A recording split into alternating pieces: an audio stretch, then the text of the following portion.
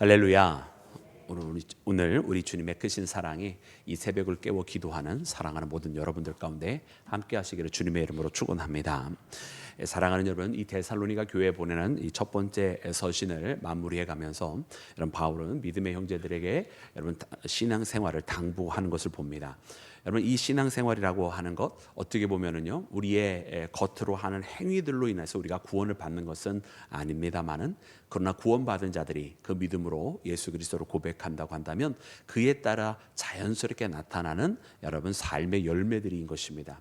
그래서 우리는 구원받으려고 거룩한 신앙생활을 하는 것이 아니라 예수님을 믿고 구원받았기 때문에 그 예수님을 믿는 믿음에서 우리 가운데 거룩한 열매들이 맺혀지게 되는 것입니다. 그래서 그 열매를 보면 그 뿌리가 어디에 있는지를 아는 법이고, 우리 가운데 신앙의 열매들이 거룩하게 맺히는 것을 보면 우리의 뿌리가 예수 그리스도 안에 잘 뿌리박고 있다고 하는 것을 우리가 알게 되는 것입니다. 그러므로 신앙생활이라고 하는 것이 결단코 우리는 믿음으로 구원받는 것이니까 신앙생활은 대충 해도 된다라고 하는 말은 여러분 틀린 말인 거예요.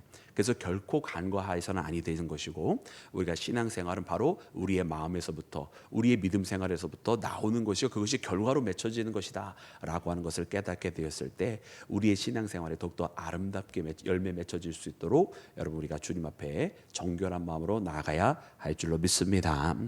그래서 오늘 말씀해 보니까 이렇게 데살로니가 교회 교인들에게 여러분 바울이 여러분 이 거룩한 신앙생활에 대해서 이야기를 하기를 시작을 하는데요, 그것은 이미 그들이 잘 아는 바고 또 그 가르침을 받은 바이고 또 그대로 행하고 있는 바라라고 이야기하면서 말씀을 시작을 하고 있습니다.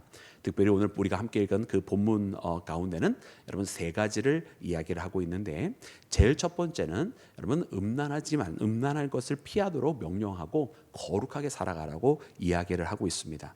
여러분 거룩에는요 여러 가지 일들이 있습니다. 우리가 거룩하기 위해서 할 수 있는 여러 가지 일들이 있는데, 여러분 오늘 이 데살로니가 교회에 명하여 주신 그 명령에는 이 거룩함을 지키는 데는 가장 먼저 음란을 피하는 것으로 이야기해 주고 계시다라고 하는 거예요. 그래서 우리 말씀을 읽어보면 이렇게 기록이 되어져 있습니다. 우리 3절부터 7절까지 말씀을 다시 한번 합독해서 읽겠습니다. 시작. 하나님의 뜻은 이것이니 너희의 거룩함이라 곧 음란을 버리고 각각 거룩함과 존귀함으로 자기 안에 대할 줄을 알고 하나님을 모르는 이방인과 같이 세욕을 따르지 말고 이에 분수를 넘어서 형제를 해하지 말라. 이는 우리가 너희에게 미리 말하고 증언한 것과 같이 이 모든 일에 주께서 신원하여 주심이라. 하나님이 우리를 부르심은 부정하게 하심이 아니요 거룩하게 하심이니. 8절. 그러므로 저버리는 자는 사람을 저버림이 아니요 너희에게 그의 성령을 주신 하나님을 저버림이니라. 아멘. 아멘. 할렐루야. 여러분 이처럼 우리에게 여러분 오늘 말씀의 이 세 가지 중에서도 가장 먼저 나오고 그리고 가장 길게 말씀해 주신 부분이 바로 이 거룩함에 대한 부분이고, 그리고 음란을 버리라는 이 말씀입니다. 근데 이 음란에 대해서 이야기해 주시면서 왜 이것을 첫 번째로 거룩함과 연관지어서 말씀을 해 주셨을까, 여러분 우리가 고민을 안 할 수가 없어요. 왜냐하면 오늘 이 말씀에 보면은 이 음란이라고 하는 것은 결국 이것으로 우리 자신만 망가뜨리는 것이 아니라 이 음란이라고 하는 것을 통해서 사실은 우리가 하나님을 배신하는 것, 하나님을 저버리는 것이라 이렇게 말씀을 해주고 계세요.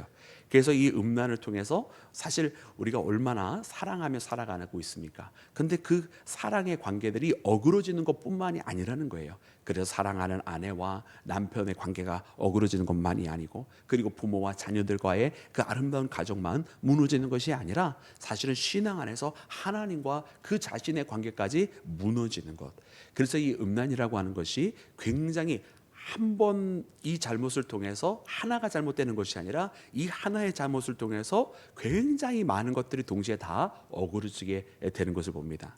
그러므로 우리에게 명하여 주시는 것이 하나님을 모르는 자들처럼 세욕을 따르지 마라, 음란하지 마라, 그리고 너에게 준 그 아내를 존대하라 이렇게 이야기해 주시면서 하나님의 질서 안에서 이루어진 그 바른 사랑, 그러니까 사랑도요 여러분 모든 게 다 하나님께서 기뻐하시는 사랑이 아니에요. 하나님께서 기뻐하시는 바른 사랑이 있는 거예요. 그러나 그 사랑이 아니면 우리 육신을 따라 사랑하는 것은 그것은 사실은 사랑이라고 붙이면 안 되는 거예요. 하나님께서 보시기에 기뻐하시는 사랑이 아닌 잘못된 사랑도 분명히 있다라고 하는 것이죠. 그런데 여러분, 이 말씀을 이렇게 주시면 무슨 뜻입니까? 이 땅에 있는 이 죄악 많은 세상 속에서 사람들이 하나님의 질서 안에서 하게 하신 그 사랑이 아닌 자신의 육신에 따라 사랑이라고 하는 이름을 붙여서 행하는 많은 잘못된 소위 사랑들이 존재하더라는 거예요. 그것은 정말로 사랑이라고 이름 붙이기에도 부끄러울 정도의 음란한 것들이었고 잘못된 것이었고, 그리고 세욕을 따르는 것이었다라고 하는 것을 여러분 우리가 말씀을 통해 발견합니다. 그래서 사랑은, 하나님의 사랑은 정말 그 사랑을 지키기 위해서 모든 것을 다하고 정말 헌신하고 인내하고 견디는 그런 사랑을 했다라고 한다면, 세상 사람들이 육신으로 따라 살아가는 것은 순간의 흥분과 감정과 자기 육신의 향락에 맡기는 그런 사랑을 하더라는 거예요. 그리고 그와 같은 것들이 더 죄로 이끌어 가더라라는 것이죠. 그래서 우리는 진정한 사랑인 하나님께서 우리에게 보여주신 그 십자가의 사랑을, 정말 우리가 고린도전서 말씀을 통해서 본 바와 같이 믿음, 소망, 사랑, 그 중에 제일은 사랑이라고 이렇게 표현해 주실 때에 모든 것을 인내하고 참고 견디고 정말 오래 참음과 같이 여러분 우리가 그런 사랑을 할 수 있어야 될 터인데, 여러분 그러므로 오늘 우리가 음란이라고 하는 것은 그것과 너무 거리가 멀잖아요. 그래서 하나님의 사랑과 음란, 세상의 잘못된 사랑과 여러분 그 타락의 사랑과 하나님의 사랑의 다름과 같이, 여러분 우리는 진정한 하나님의 사랑을 하며 그 사랑으로부터 배우고 그 사랑을 실천하며 나아가는 믿음의 자녀가 되기를 주의 이름으로 축원합니다. 그래서 이 말씀을 보면 여러분 오늘 이 시대, 우리가 살아가는 이 시대가 참으로 위태로운 세대로구나라고 깨닫게 됩니다. 왜냐하면요, 여러분 우리가 단적으로 몇 가지 있었던 일들을 보면, 여러분 몇 년 전에 여러분 간통법이 폐지가 됩니다. 그죠? 사람들이 뭐라고 이야기하면서 간통죄를 폐지합니까? 자기들이 그냥 마음에 맞아서 합의대로 하면 다 괜찮은 거라고 그러면서, 사실 가정이라고 하는 제도 속에 사실은 그 간통죄라고 하는 것은 정말 최소한으로 그 가정을 지킬 수 있는 법들이었는데, 이제는 서로 상호간에 마음만 맞아서 합의 안에 그런 성관계를 하면 이거 죄가 아니라는 것이 돼버린 거예요. 그러니까 얼마나 어처구니 없고 정말 윤리적으로 무너져버린 세대인지를 우리 가운데 아주 적나라하게 보여주는 정말 부끄러운 세대이죠. 그뿐만 아니라 요즘은 여러분 우리가 정말 우리 카카오톡이 발전해서 많은 것이 편해지기는 했습니다만은, 그 단톡방이라고 하는 것을 통해서 여러분 온갖 음란한 모임들이 모여지기를 시작을 했어요. 그래서 많은 가정들이 깨어졌는데, 그 깨어진 가정, 그 상처 입은 분들이 나와서 하는 이야기들을 보면 자기 남편이 혹은 자기 아내가 이거 배도를 한 것 같다. 그리고 바람을 피는 것 같다 그러는데, 그 바람이 어디서 시작되냐면은 다 이상한 무슨 동호회, 무슨 어떤 모임, 이름으로는 되게 건전한 것 같은 그런 모임에 단톡방에서 만나서 그런 모임들을 갔는데, 거기가 바람 피는 통로인 거예요. 그런 여러 가지 일들이 벌어지고 있고 너무나 부끄러운 거죠. 더 나아가서 하나님께서 말씀하신 대로 사랑하지 아니하고 동성애를 옹호하는 세대가 되기까지 정말로 이 시대가 타락을 한 것을 봅니다. 그리고 세욕을 따라 살아가는 것을 봅니다. 그래서 오늘 이 말씀을 읽으면서 하나님의 거룩함에 이르러야 되는데, 하나님의 그 명령에 따라서 거룩하지 아니한 세대 속에 우리가 신앙생활을 하고 있다라고 하는 것을 발견하면서, 여러분 우리의 기도는 더 간절해질 수밖에 없습니다. 그래서 이 시대가 무너지지 아니하고 정말 지고지순한 하나님의 그 사랑을 지킬 수 있는 여러분 거의 유일한 통로가 바로 우리 크리스찬들이고요. 이 사랑을 잘못된, 왜곡되고 삐뚤어지고 잘못된 사랑에서 정말 온전한 사랑, 바른 사랑, 하나님께서 기뻐하시는 그 사랑을 회복할 수 있는 여러분 사람들도 바로 우리 크리스찬들밖에 없습니다. 그래서 여러분 우리의 젊은 세대들에게 특별히 우리가 더 여러분 바른 사랑의 길을 가르쳐줘야 될 책임이 이제 우리 가운데 생겼고요. 더 이상 세상에서 바른 사랑을 가르쳐주지 않습니다. 그리고 이 땅에 많은 사람들이 육신을 따라 사랑하고 싶어하는 그때에 그 가던 길을 멈춰 세우고 정말 가정을 지키고 정말 바른 사랑을 할 수 있도록 인도해 갈 수 있는 것도 여러분 하나님의 말씀밖에 없습니다. 그러므로 오늘 이 말씀을 통해서 여러분 이 데살로니가 교회에 준 명령이 오늘 우리에게 얼마나 필요한 가장 신앙생활의 거룩함의 기초로서 말씀해 주시는지를 깨닫고, 여러분 우리가 더욱더 여러분 이 음란을 버리고 하나님께서 기뻐하시는 온전한 사랑을 해가며 나가는 우리 모두가 되기를 주의 이름으로 축원합니다. 여러분 두 번째로는 오늘 말씀 가운데 보니까 여러분 특별히 형제를 서로 사랑하라 이렇게 말씀을 해주셨어요. 특별히 여기서 말하는 형제는 여러분 우리 믿음의 식구들을 이야기하는 것입니다. 우리 함께 말씀을 다시 한번 읽을 때 우리 9절과 10절 말씀을 함께 읽겠습니다. 우리 다 같이 합독합니다. 시작. 형제 사랑에 관하여는 너희에게 쓸 것이 없음은 너희들 자신이 하나님의 가르치심을 받아 서로 사랑함이라. 너희가 온 마게도냐 모든 형제에 대하여 더욱 그렇게 행하고. 아멘. 아멘. 여러분 형제 사랑에 대하여 그래서 믿음의 형제들을 이야기하는 것이고요. 특별히 이 데살로니가 교회가 이것을 이미 잘하고 있는데 일례로서 특별히 마케도니아 형제들에게 마게도니아 교회에 있었던 믿음의 형제들을 도왔던 것을 이야기를 합니다.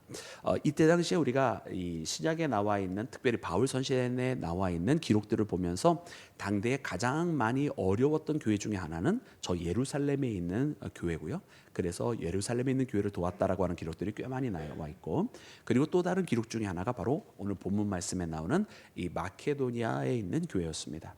그러니까 오늘날 우리로 치면 이 마케도니아 교회 같은 경우는 개척 교회나 미자립 교회 정도 될 것 같고, 그리고 저 예루살렘 교회는 초기에 부흥했으나 어떠한 사연에 의해서 핍박에 의해서 여러분 예루살렘 교회가 다시 다 흩어지게 되었잖아요. 그래서 어떤 사연에 의해서 오히려 초반에 그 부흥을 잃어버린 교회가 되겠죠. 그래서 여러분 그렇게 여러분 이렇게 이런 교회들을 돕고 있는 것을 우리가 말씀을 통해 발견합니다. 특별히 이 데살로니가는 지역적으로 마케도니아 전체 지역 가운데 마케도니아에 소속되어 있는 지역이 있었어요. 그래서 바로 가까이에 있는 그 교회를 도왔다라는 이야기예요. 그래서 오늘 말씀을 통해서 보니까 이 데살로니가 교회는 자기들만 생각하는 이기적인 교회 아니고 자기들이 부흥한다고 해서 자기들만 좋아라 한 것이 아니라 이처럼 인근에 있는 어려운 교회를 돕는 교회였더라라는 것이에요. 여러분 그래서 영적으로 진정으로 먼저 된 자, 그리고 영적으로 정말로 부유한 자는 자신이 혼자만 그렇게 잘 되고 자기의 것을 자랑하는 데가 아니라 자기의 것이 많으면 많을수록 그것을 나누어 주는 교회가 진정으로 큰 교회인 줄로 믿습니다. 그래서 여러분 우리 교회도 정말 주님 앞에 정말 큰 자가 되기를 원합니다라고 하는 그런 소망이 있다고 한다면 여러분 주께서 말씀하신 것처럼 섬기는 자가 큰 자라고 이야기를 해주셨잖아요. 그러므로 우리 교회가 정말로 큰 자가 되고 싶다고 한다면 우리 주변에 우리보다 연약한 교회들을 돕는 교회, 그런 연약한 자를 돕고 세워가는 교회, 우리가 가진 것으로 우리가 가지기만 하는 것이 아니라 흘려서 나누어 주어서 우리가 받은 그 은혜와 축복을 함께 나눌 수 있는 그런 교회가 될 때에 여러분 우리가 진정으로 큰 교회가 되는 줄로 믿습니다. 그것이 바로 교회 사이즈가 크다고 큰 교회가 아니더라고요. 그죠? 우리가 함께 믿음으로 얼마나 하나님의 일을 준행하고 하나님의 그 통로가 될 수 있느냐. 그래서 하나님의 은혜와 그 축복의 종착점은 우리가 되어서는 절대 안 돼요. 할렐루야. 아무도 아멘 안 하시네요.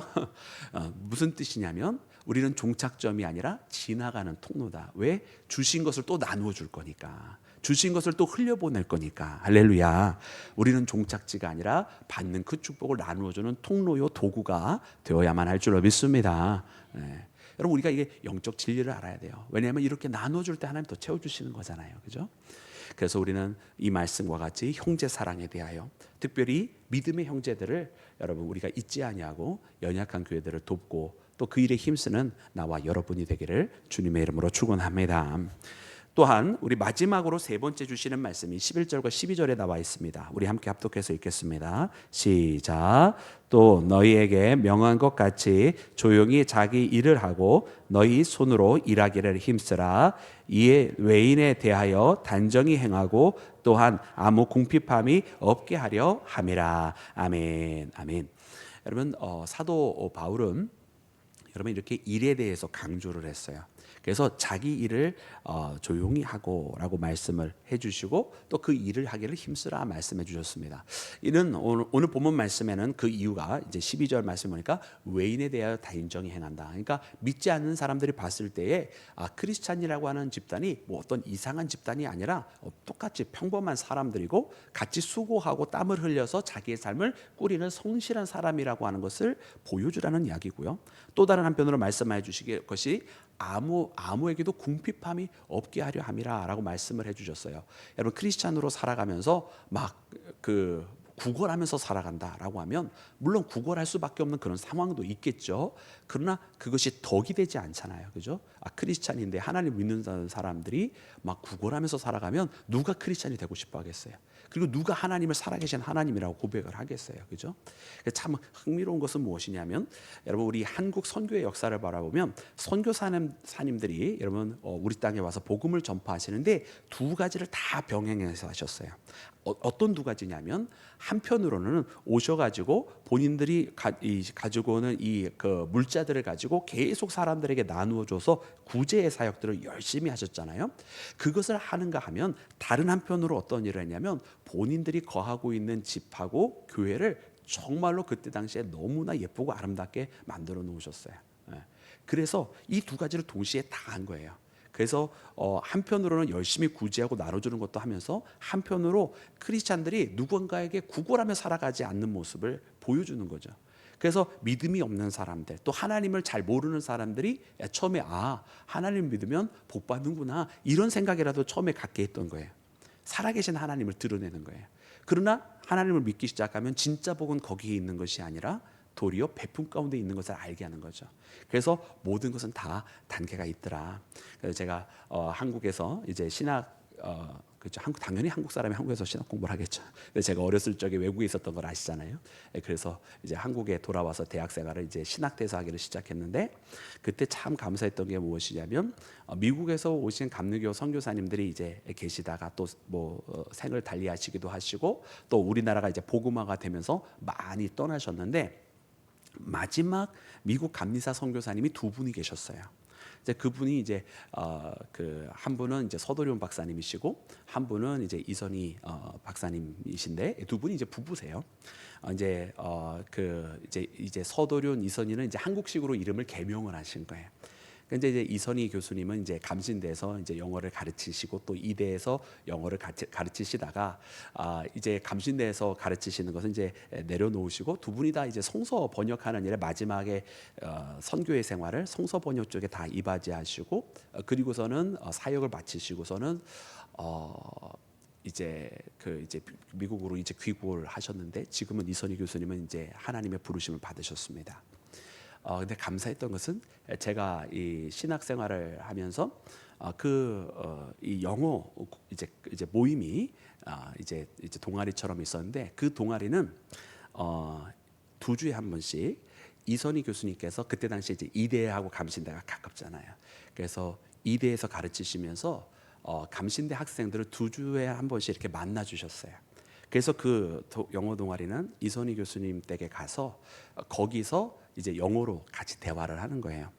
그래서 거기서 같이 이렇게 하면서 이제 영어로 이렇게 이야기하면서 이선희 교수님이 그 미국에 대한 설명들을 많이 해주셨어요. 근데 그분은 신학생들을 그냥 만난 것이 아니라 사실은 그 신학생들 왜냐하면 신학생들은 이미 복음은 다 갖고 있는 자들이잖아요. 근데 그들에게 이제 그 유학을 하고 그리고 다시 고국으로 돌아와서 너희들이 보고 배운 것으로 이 땅을 더욱더 복음화 시켜라라고 하는 그런 말씀을 만날 때마다 항상 해주셨어요. 그리고서는 저는 이제 우리 그 같이 함께 했었던 많은 모임에 있었던 우리 멤버들이 굉장히 많이 유학을 갔어요. 그래서 제가 이제 2014년에 귀국을 했잖아요. 그 2014년에 이제 귀국을 해서 선생님이 만나고 싶어가지고 저 이대 쪽에 있는 이선희 교수님 댁에 찾아갔어요. 근데 제가 전화번호가 사실 없었거든요. 항상 이메일로 연락을 하고 저는 그랬었어가지고 그래가지고서는 이제 띵동띵동하고 그날 혹시 계실까 안 계실까 반신반의하면서 그냥 이렇게 그냥 무작정 갔어요. 근데 마침 그날 그 댁에 계셨어요. 그리고서는 이제 문을 열어주시는데 너무 반갑게 맞아주시는 거예요. 그게 제가 떠난 지 한 11년 만에 이렇게 아니지 14년 15년 만에 만나 뵙는 거니까 이렇게 너무 반갑게 맞아주시는데 내가 무슨 얘기하다 여기까지 왔죠. 근데 결론은 무엇이냐면 이선희 교수님께서 막 오랜만에 만나서 이런저런 대화하다가 어느 순간에 갑자기 눈물을 보이시는 거예요. 그러니까 눈물을 보이신 이유가 무엇이냐면 저하고 만난 그 시점에서 한 달 뒤에 미국으로 돌아가신다는 이야기였어요. 근데 그 돌아가기 한 달 전에 바로 제가 와서 제가 돌아왔습니다라고 말씀을 드렸는데, 최근 그 10년 동안 본인과 함께 했었던 우리 영어 모임이 있었다 그랬잖아요. 그때 배웠던 제자들이 많이 유학을 갔는데 돌아온 사람들이 없었다는 거예요. 그 이전에 첫 세대들은 있고, 근데 그 중간 세대가 이제 끊어졌던 거죠. 그런데 성준아, 네가 돌아와서 너무 좋다 그러시는 거예요. 아니, 미국이 좋은 건 아는데 왜 안 돌아오지? 내가 돌아오라고 분명히 가르쳤는데 이러시면서, 그래서 돌아와서 너무 기쁘다고 말씀해 주시고, 본인은 사실은 한국에서 묻히고 싶어 하셨어요. 본인은 한국 땅에서 그러면서 저에게도 항상 이야기해 주셨거든요. 너희 부모님도 선교사님이시지 이러면서 말씀하시면서, 본인은 선교사의 사명은 그 땅에 묻히는 거라고 말씀하시더라고요. 그래서 저는 이야기해 드렸어요. 근데 우리 한국 사람은 고향이 너무 중요해요, 선생님의 이런 말씀을 해드리기는 했는데, 그분은 그렇게 우리 땅에서 묻히고 싶어 하셨어요.